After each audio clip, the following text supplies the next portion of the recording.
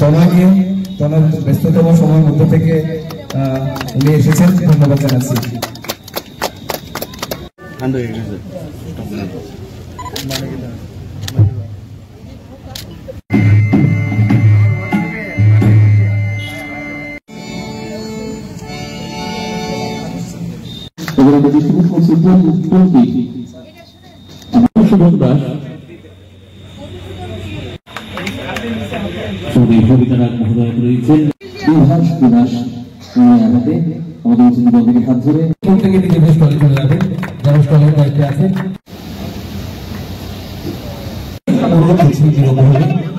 আজকে সাংস্কৃতিক অনুষ্ঠানের শুরুতে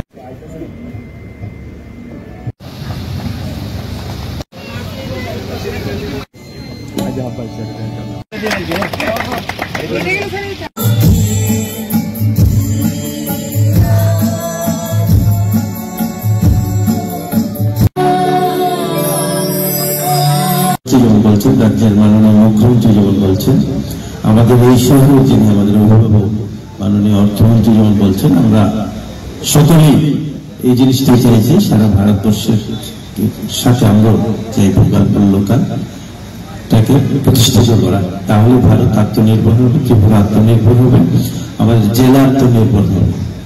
তো অ্যাকচুয়ালি বাজবেতের এই জিনিসগুলি সারা ভারতবর্ষে বেশ কদর, সারা ভারতবর্ষের প্রত্যেকটা অফিসে প্রত্যেকটা বাড়িতে সাজানোর জন্য এবং ব্যবহারের জন্য বাইরে থেকে যারা আসেন তারা নিয়ে যান। আমাদের অর্থনৈতিক অবস্থা একটু খারাপ বলে, আমাদের অর্থনৈতিক দুরবস্থার ফলে আমরা হয়তো পছন্দ করি অনেক জিনিস, আমরা যারা রাজ্যে আছি খুব ভালো লাগে, কিন্তু অর্থনৈতিকভাবে তাদের যে কষ্ট যেটা তৈরি করতে যে ম্যানুফ্যাকচারিং কষ্ট যায় সেটা আমাদের সাধ্যের বাইরে হলে আমরা হয়তো অনেকে নিতে পারি না। আমি মাননীয় পম্পা কর্মকার মহোদয়কে অনুরোধ করবো, আপনি ইউটিউব চ্যানেল দেখে সুব্রত বাবুকে যেভাবে উৎসাহিত করছেন, সাথে আরেকটু কাজ যদি করেন, আমাদের যারা বাঁশবেতের জিনিস তৈরি করে আমাদের জনজাতি ভাই বোনেরা যারা পাসা, রেশা, চাদর এগুলো তৈরি করেন, তাদের বর্তমানে যে তার ব্যবস্থাটা সেটা আধুনিক না, ফলে তাদের অনেকটা সময় এবং পরিশ্রমটা অনেক বেশি হয়।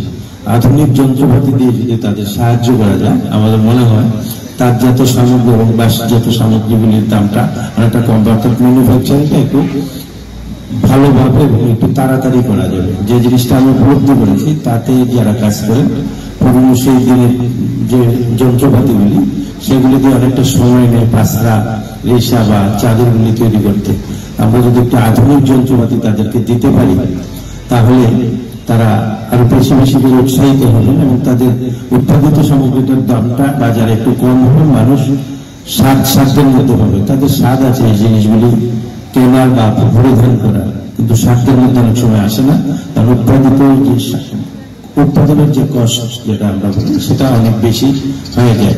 তো আধুনিক যন্ত্রপাতি হলে আমার বিশ্বাস উৎপাদিত খরচটা অনেকেই কমবে এবং মানুষের ক্রয় ক্ষমতার মধ্যে থাকবে। তো মাননীয় পম্পা ম্যাডামকে আমি অনুরোধ করব, আপনি এই রাজ্যে বিশেষ করে আমার এই গোমতী জেলায় করবুক, উত্তরপুর, অম্পি, শিলাছড়ি, কিল্লা, শিলঘাটি, ভদ্রা এই সমস্ত অঞ্চলে যারা তাদের কাছে তাদের সাথে আমি আমার এই জায়গায় আসার পর অর্থাৎ জেলা সভাপতি হওয়ার পর যে সমস্ত তাদের অনুষ্ঠানগুলি আমি কাভারেজ করেছি এবং দেখেছি তাদের আর্থিক দুরবস্থা এবং তাদের যে দৈন্যতা তার শিল্পকে টিকিয়ে রাখার জন্য তারা যেভাবে চেষ্টা করছেন পারছেন না।